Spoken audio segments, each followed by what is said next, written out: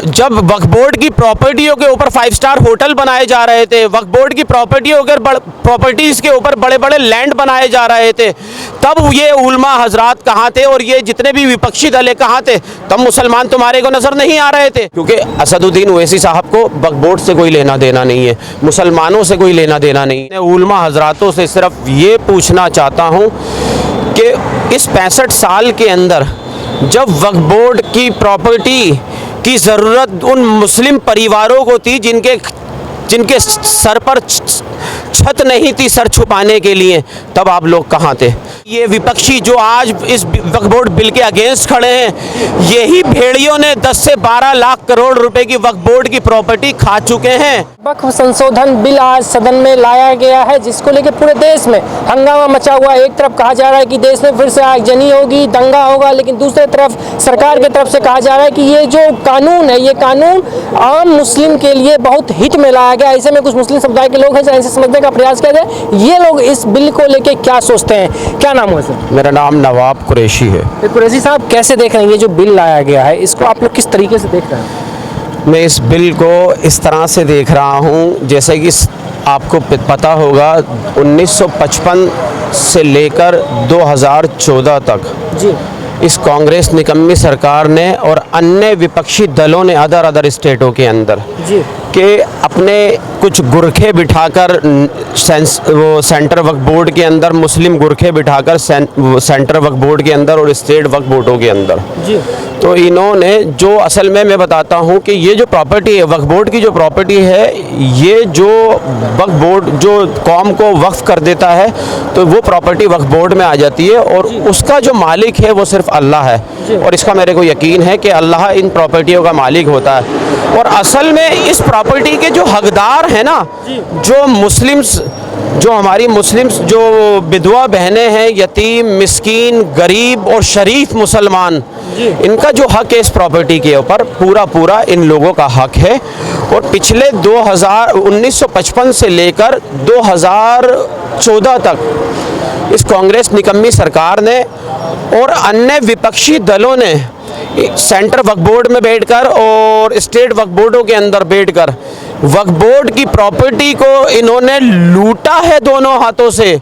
क्योंकि इस बीच के अंदर 10 से 12 लाख करोड़ रुपए की प्रॉपर्टी खाकर बैठे हैं ये लोग, कांग्रेस वाले और अन्य विपक्षी दल खाकर बैठे हैं। किनके माध्यम से? जो अपने गुरखे बिठा रखे थे, जिन डकैत मुस्लिम डकैत लीडरों को बिठा रखा था, जिनकी औकात नहीं थी आज एक 100 गज के फ्लैट में रहने की, उस टाइम के अंदर आज 2-2, 5-5 हज़ार करोड़ रुपए की वो प्रॉपर्टियां बनाए हुए बैठे हुए उन मुसलमान यतीम, मिस्कीन, बेवाओं का पैसा खाकर, हक मार कर बैठे हुए हैं वो लोग।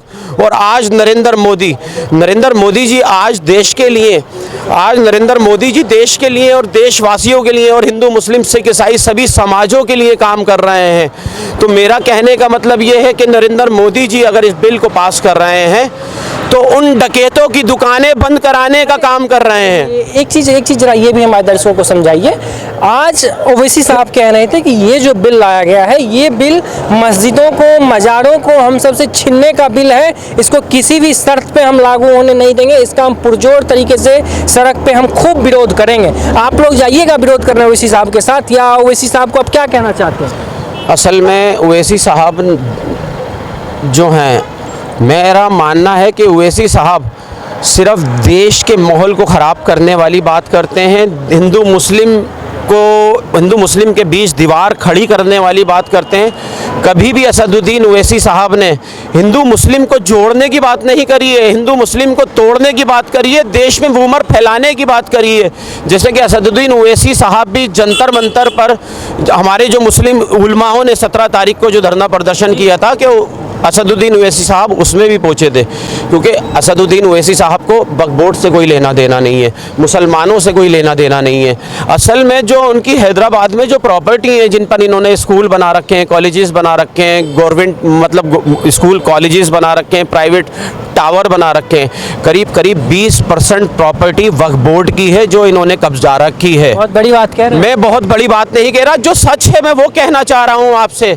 तो ये मुसलमानों को बचाने के लिए नहीं, वक्फ बोर्ड को बचाने के लिए नहीं, अपनी उस ज़मीन को जो हथियार रखी है वक्फ बोर्ड की उसको बचाने के लिए ये उन उलमाओं के साथ जो है बैठे थे। अच्छा, अभी पूरा विपक्ष एक तरीके से गोलबंद है और कह रहा है कि हम इसको किसी भी सूरत हाल में इसको लागू होने नहीं देंगे। और आपने अखिलेश यादव हों चाहे आरजेडी के तमाम लोग, उनका भी आपने बयान सुना होगा, वो लोग कह रहे हैं कि इसको हम किसी भी हाल में नहीं होने, ये मुसलमान भाइयों का हक छीना जा रहा है, इसकी लड़ाई हम लड़ेंगे, हम अकेले मुसलमान भाई को नहीं छोड़ सकते हैं। 65 साल से मतलब 1955 से लेके 2014 तक जब वक्फ बोर्ड की प्रॉपर्टियों के ऊपर 5 स्टार होटल बनाए जा रहे थे, वक्फ बोर्ड की प्रॉपर्टीज़ के ऊपर बड़े बड़े लैंड बनाए जा रहे थे, तब ये उलमा हजरात कहाँ थे और ये जितने भी विपक्षी दल है कहाँ थे? तब मुसलमान तुम्हारे को नज़र नहीं आ रहे थे। आज देश का प्राइम मिनिस्टर जो सबका साथ, सबका विकास, सबका विश्वास और सबके प्रयासों से आज भारतीय जनता पार्टी पूरे देश के अंदर काम कर रही है। 23 राज्यों के अंदर भारतीय जनता पार्टी की सरकार है। भारतीय जनता पार्टी पूरी ईमानदारी से देश के लिए और देशवासियों के लिए काम कर रही है।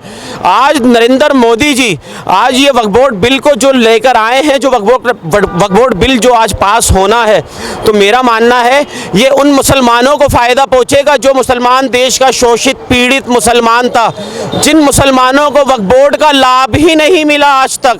तो नरेंद्र मोदी जी उन मुसलमानों को उनको हक दिलाने का काम कर रहे हैं। आप जब इस कानून को पढ़े, आपको क्या लगा इसमें कहीं से इस बात की बू आई कि ये कानून जो ये बिल लाया गया है मुस्लिम विरोधी है या आप लोगों का हक मारा जा रहा है, आपका जो अधिकार है वो अधिकार छीना जा रहा है, आर्टिकल 14 का उल्लंघन हो रहा है, ऐसा कुछ आपको लगा? मेरे को ऐसा कुछ भी नहीं लगा। मैं ये कहना चाह रहा हूँ कि पिछले 65 साल के अंदर ये वक्फ बोर्ड की इस प्रॉपर्टीज़ को 10 से 12 लाख करोड़ रुपए की प्रॉपर्टी, ये विपक्षी जो आज इस वक्फ बोर्ड बिल के अगेंस्ट खड़े हैं, यही भेड़ियों ने 10 से 12 लाख करोड़ रुपए की वक्फ बोर्ड की प्रॉपर्टी खा चुके हैं। उन मुस्लिम जो मुस्लिम्स क्या नाम है, इन्होंने चेयरमैन बना रखे थे वक्फ बोर्ड, स्टेट चेयरमैन, सेंट्रल वक्फ बोर्ड चेयरमैन, उनके माध्यम से इन्होंने वक्फ बोर्ड को बर्बाद किया है। आज नरेंद्र मोदी इस बिल को लाकर जो देश के अंदर जो मुसलमान जो हकदार हैं इसके एक्चुअल वक्फ बोर्ड की जगह कर, आज नरेंद्र मोदी जी अगर उनको उनका हक दिलाने का काम कर रहे हैं, तो ये सारे भेड़िए मिलकर देश के अंदर बीजेपी के खिलाफ, नरेंद्र मोदी जी के खिलाफ नेगेटिविटी फैला रहे हैं। अच्छा, एक चीज़ और हमको समझाइए, पहला जो आप लोगों का वक्फ बोर्ड था उसके जो कमेटी बनाई गई थी, अब जो कमेटी बनाई उसमें ये बदलाव किया गया कि इसमें 2 महिलाओं को ऐड किया जाएगा और गैर मुस्लिम धर्म के व्यक्ति को ऐड किया जाएगा। लेकिन आपके धर्म के जो गुरु हैं वो लोग कह रहे हैं कि इसमें गैर हिंदू लोगों को ऐड कर रहे हैं, गैर मुसलमान को ऐड करने का कोई मतलब ही नहीं बन रहा है। इसको आप किस तरीके से देख रहे हैं? नरेंद्र मोदी जी समय समय पर महिलाओं का सम्मान करते रहते हैं। जैसे कि आपने पिछले टाइम में देखा होगा, एक मेरी आदिवासी महिला बहन को देश का प्राइम मिनिस्टर बना देते हैं, और दिल्ली के अंदर रेखा गुप्ता, मेरी बहन रेखा गुप्ता को दिल्ली का सीएम बना देते हैं। तो महिलाओं का सम्मान तो भारतीय जनता पार्टी और नरेंद्र मोदी जी और नरेंद्र मोदी जी की पूरी कैबिनेट हमेशा से, जब से सरकार है सेंटर के अंदर, करती आ रही है। और दूसरी चीज़, इस वक्फ बोर्ड के अंदर कि जैसे कि दो नॉन मुस्लिम्स को लिया जा रहा है, 2 लेडीज़ों को लिया जा रहा है। मेरा मानना ये है जो मुस्लिम डकैत इन प्रॉपर्टीज़ के अंदर बैठे थे, तो मेरा मानना ये है जो अगर दो व्यक्ति जो गैर मुस्लिम व्यक्ति अगर इसके अंदर बैठेंगे, तो मेरा मानना है कि उन डकैतों को हमेशा डर रहेगा कि क्या नाम है, हमारा कोई ये हमारा भांडा ना फोड़ दे, तो वक्फ बोर्ड की प्रॉपर्टी सेफ रहेगी। वक्फ बोर्ड की प्रॉपर्टी सेम रहेगी। एक आखिरी में हमारा सवाल है, आज आपके धर्म गुरुओं का आज एक प्रेस कॉन्फ्रेंस दिया गया प्रेस क्लब में, कहा गया कि हम इसका पुरजोर विरोध करेंगे, हम सड़क पे खूब इसकी लड़ाई लड़ेंगे और किसी भी सूरत हाल में धर्म गुरुओं का कहना है कि इसको हम लागू होने नहीं देंगे, ये हमारा हक छीन रहा है। आप एज अ मुस्लिम होने के नाते उन धर्म गुरुओं को क्या कहेंगे, और जो देश के जो सच्चे मुसलमान हैं जो आपको सुन पा रहे हैं, उनको हमारे माध्यम से क्या कहेंगे? असल में जितने भी मेरे धर्म गुरु हैं, मैं इनकी दिल से इज़्ज़त करता हूँ और हमेशा करता रहूँगा। लेकिन इनमें सारे धर्म गुरु अपने धर्म गुरुओं से, अपने उलमा हजरातों से सिर्फ ये पूछना चाहता हूँ कि इस 65 साल के अंदर जब वक्फ बोर्ड की प्रॉपर्टी की ज़रूरत उन मुस्लिम परिवारों को थी जिनके सर पर छत नहीं थी सर छुपाने के लिए, तब आप लोग कहाँ थे? जब मेरी कौम के बच्चों को पढ़ाई की ज़रूरत थी, पढ़ने की ज़रूरत थी, जब वो वक्फ बोर्ड के स्कूल कहाँ थे, जब मेरी बहन बेटियों को जब वक्फ बोर्ड के कॉलेज की ज़रूरत थी, तब आप लोग कहाँ थे?